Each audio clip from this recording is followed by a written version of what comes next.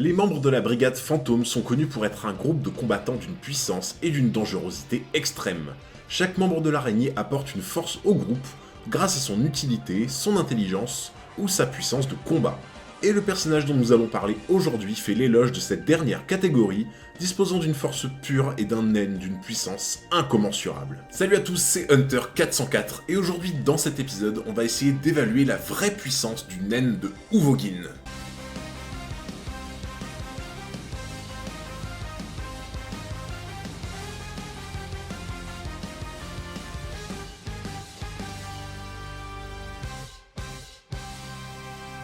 Étant donné ce qu'il se passe en ce moment dans les scans de Hunter x Hunter, réaliser un épisode sur la puissance du naine de Uvogin me semble être un bon hommage. J'en profite pour préciser que la review du chapitre 394 de Hunter x Hunter est sortie sur ma deuxième chaîne Zone 404, et les reviews des chapitres 395, 96, 97 et 98 vont suivre très prochainement dans la semaine, donc n'hésitez pas à vous abonner à la chaîne Zone 404 pour ne pas manquer les prochaines analyses de chapitres Hunter x Hunter. Concernant Uvogin, on va tout d'abord faire un petit tour sur sa personnalité et ses capacités physiques, afin de voir si le colosse de la brigade a construit son naine autour de ces deux attributs. Uvogin est le membre numéro 11 de la brigade Fantôme, mais également l'un des fondateurs de cette dernière, étant présent lors de la création de l'araignée dans la ville de l'étoile filante. Ce numéro 11 de Uvogin est d'ailleurs assez intriguant, car force est de constater que Kuroro et sa bande n'étaient que 8 lors de la création officielle de la brigade. L'explication la plus probable est donc que certains membres comme Finks étaient probablement en voyage ou absents pour une raison que l'on ignore. Dans la brigade, il officie davantage dans un rôle de garde du corps, en combinaison avec Nobunaga, formant un duo redoutable et destructeur.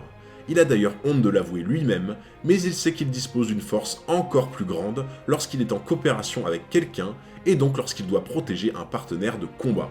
Cette facette psychologique d'Uvogin est très intéressante, car elle contraste fortement avec sa personnalité habituelle que l'on va voir tout de suite. Uvogin est un combattant extrêmement sûr de lui, à tel point que sa grande confiance est également son pire défaut, car il ne peut s'empêcher de tester son adversaire au préalable avant de se battre sérieusement.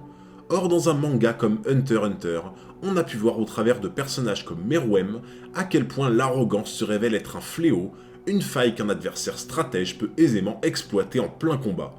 Malgré son côté tête brûlée, il possède une intelligence remarquable et une grande expérience des combats, lui permettant d'analyser avec calme les capacités de son adversaire et de s'adapter en conséquence.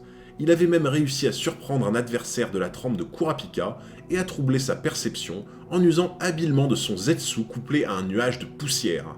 Uvogin fait aussi preuve d'une fidélité extrême envers la brigade et tout particulièrement Kuroro, préférant mourir plutôt que de vendre ses camarades.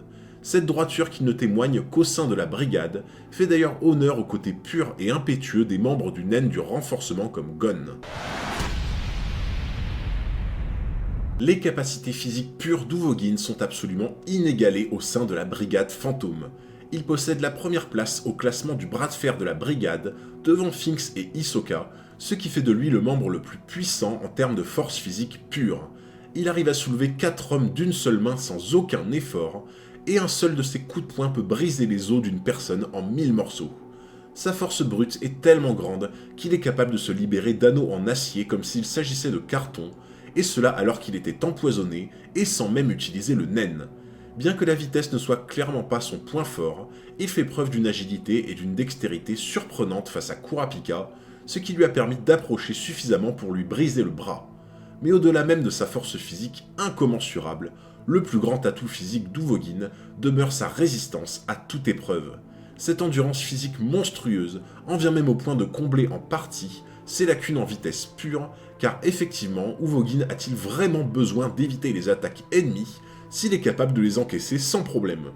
La résistance extrême d'Uvogin lui apporte une protection phénoménale, le rendant insensible aux balles de revolver et même aux balles de sniper. Même s'il a probablement utilisé un peu de naine, Uvogin a même été en mesure de stopper le tir d'un bazooka à main nue sans concéder le moindre recul. D'après Feitan, le corps d'Uvogin serait de base encore plus résistant que l'acier. Je vous laisse donc maintenant imaginer à quel point le corps d'Uvo devrait être indestructible en le renforçant avec le nen. Après les informations aberrantes que l'on vient de dévoiler sur les capacités physiques d'Uvogin, la logique des choses voudrait que son naine ait pris le devant pour amplifier la force monstrueuse du colosse de la brigade. Et en parfaite adéquation avec sa personnalité de fonceur et sa force de titan, Uvogin fait tout naturellement partie de la catégorie du naine du renforcement. Uvogin fait d'ailleurs partie avec Youpi et Razor, des combattants disposant d'une quantité d'aura gigantesque, le dégagement de son renne à 20% de puissance étant suffisant pour réduire en poussière la roche et la matière dans une zone de 3 mètres autour de lui. Concernant le Hatsu d'Uvogin, il se nomme Big Bang Impact, une possible référence à l'attaque de Vegeta dans Dragon Ball Z, et il consiste simplement en un coup de poing chargé de nen, comme peut le faire Gon avec sa technique de la pierre. Cependant, on parle ici d'Uvogin, un monstre de puissance qui arrive à puiser dans ses immenses réserves d'aura afin d'utiliser le Ko à son paroxysme, afin que toute son aura soit maintenue exclusivement dans son poing.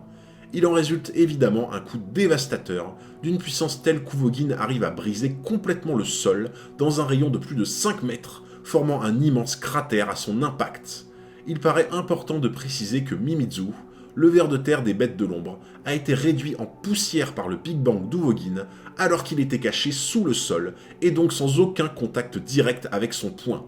Cela donne une idée de la puissance pure monstrueuse du Hatsu d'Uvogin, qui a d'ailleurs précisé dans le manga que son objectif était de rendre l'impact du Big Bang semblable à un missile nucléaire. Avec une telle puissance de frappe et un tempérament de tête brûlée, il paraît juste de se dire que le meilleur moyen de vaincre Uvogin est de se tenir loin de son attaque Big Bang et de tenter de l'avoir sur le long terme par la rapidité et l'endurance, étant donné qu'il est obligé d'utiliser une grosse partie de quantité d'aura pour son attaque Big Bang. Malheureusement, ce n'est pas toujours aussi simple, car son naine du renforcement imprègne son corps et son esprit d'une façon assez particulière. Il y a tout d'abord fort à parier qu'Uvogin se soit implanté une condition de naine à la manière de Kurapika, car d'après Machi, Uvogin n'utilise que son poing droit lors de son attaque Big Bang.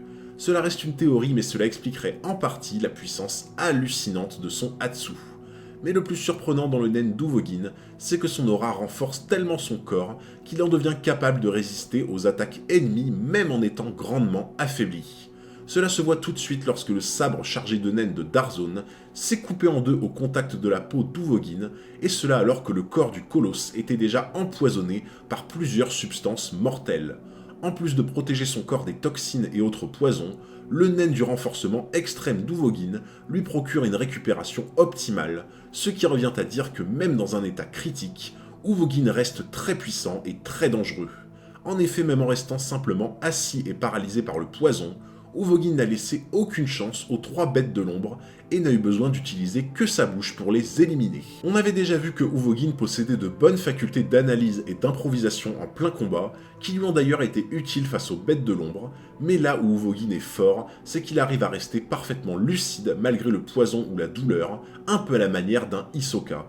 Et là où Hisoka doit davantage camoufler ses blessures grâce à sa texture trompeuse, Uvogin quant à lui n'est que source de récupération intense, semblable à une bête sauvage sous tranquillisant, mais dont la dose maximale serait encore inefficace. Dans un sens, l'un des plus grands atouts d'Uvogin reste une sorte d'effet de surprise, où son ennemi va en permanence être induit en erreur devant une récupération et une vitalité intense, une résistance accrue défiant même les lois de la physique, ou encore un Hatsu à la puissance pure difficile à imaginer.